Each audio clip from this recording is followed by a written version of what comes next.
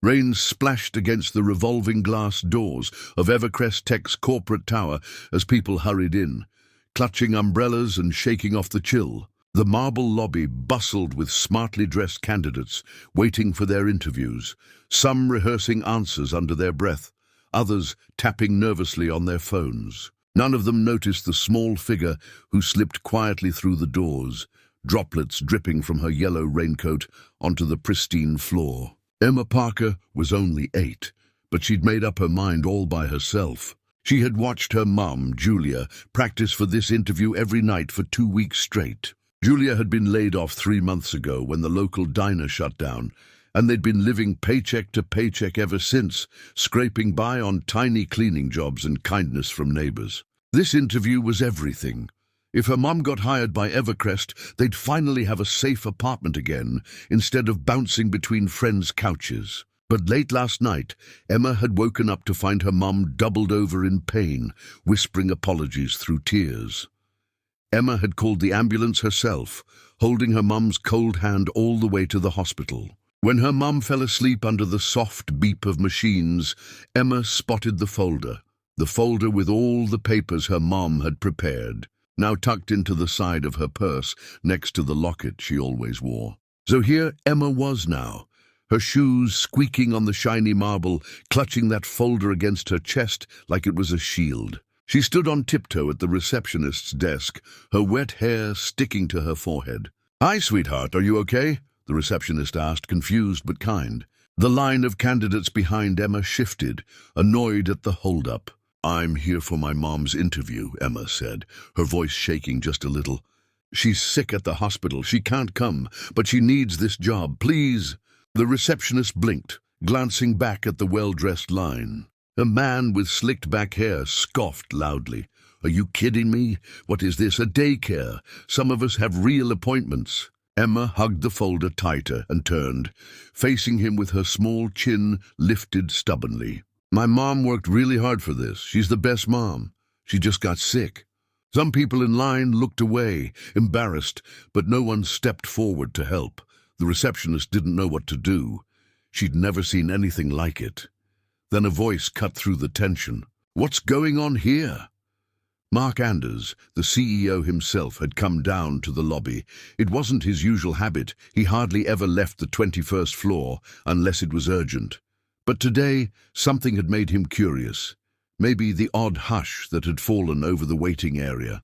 Emma turned to see the tall man in a tailored suit, his silver hair perfectly combed, his eyes sharp but puzzled as he took in the dripping little girl and the annoyed line behind her. "Mr. Anders, I'm so sorry," the receptionist began, but Mark held up a hand. His eyes were fixed on Emma. She stood her ground, lifting the folder. "My name is Emma Parker. My mom, Julia Parker, was going to have her interview today. She's really sick. I brought her papers so maybe she can still have a chance. She really needs this job, sir." Mark stared at her, noting the way her tiny fingers clutched the rain-spotted folder, the fear in her eyes, fighting against the courage that brought her here alone in the rain. He saw a flicker of something he hadn't felt in years, a reminder that courage sometimes looked like this, small, dripping, but determined to do the impossible. The other applicants whispered, some smirking, some shaking their heads, but Mark stayed silent, studying Emma like she was the only one in the room.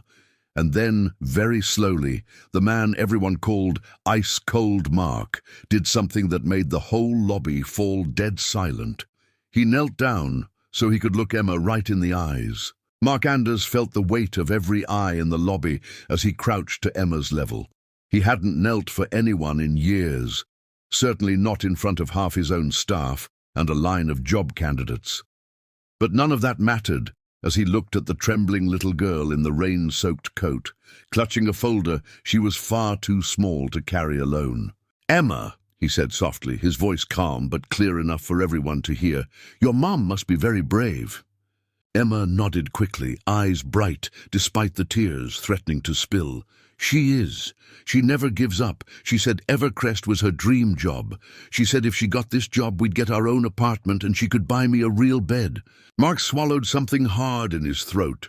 The folder looked heavy in her tiny hands. He reached for it, and when she hesitated, he added, "I promise I'll take good care of it." She let him take it, trusting him without saying so. He flipped through the papers right there on the shiny marble floor. Perfectly organized resume, letters of recommendation from 3 places, all local small businesses. Handwritten notes on customer service, new ideas for efficiency, all so neat, so prepared, and the handwriting in the corner of the paper, a tiny heart with "For Emma" scribbled next to it. Mark felt the sting behind his eyes and cleared his throat. He turned to the receptionist. "Cancel the rest of my morning. I want her file brought upstairs. And call HR. Get Julia Parker's information from this and run it through." The candidates behind Emma erupted in whispers. One of them, the man who'd mocked her, laughed under his breath. "This is ridiculous, giving interviews to sob stories." Mark stood. He turned to the man, his cold CEO voice returning for just a moment. "You're right, this is ridiculous." He paused, looking him dead in the eyes. "Your interview is cancelled." The man's smirk died instantly. Mark turned back to Emma, who stood frozen like she'd done something wrong. He put a hand gently on her small shoulder. "Emma, do you want to come upstairs with me? I'd like to hear about your mom. You can tell me what she told you about her ideas." Emma's eyes widened. "Really, but I'm just a kid." Mark smiled. Just a hint, but enough that the receptionist looked like she might faint. "Sometimes kids tell the truth better than grown-ups." So Emma found herself in a sleek glass elevator, her raincoat dripping on the polished floor, rising 21 floors up next to a billionaire CEO who didn't say a word but kept glancing down at her like he was trying to figure out something big and invisible. In the boardroom, he sat her in a huge leather chair and brought her hot cocoa from the executive break room. She swung her feet under the table as he flipped through her mom's notes. Emma talked about how her mom always found ways to help customers at the diner, how she'd fix broken coffee machines herself, how she stayed late to make sure people were okay. Mark listened to every word. By the time Emma finished her cocoa, the HR director knocked lightly, holding a stack of papers. "Sir, Julia Parker checks out. Local references all spotless. She was admitted to the hospital early this morning. The doctors say she'll be fine after some rest." Mark leaned back in his chair, then looked at Emma. "Would your mom want this job even more now, you think?" Emma's small head bobbed up and down. "More than anything." He tapped the folder. "Then she has it. The job is hers. And when she's well enough, you tell her she starts whenever she's ready." Emma's eyes filled with tears, but this time she let them fall. Mark handed her a fresh napkin from the coffee tray. Outside the tower, the rain finally stopped.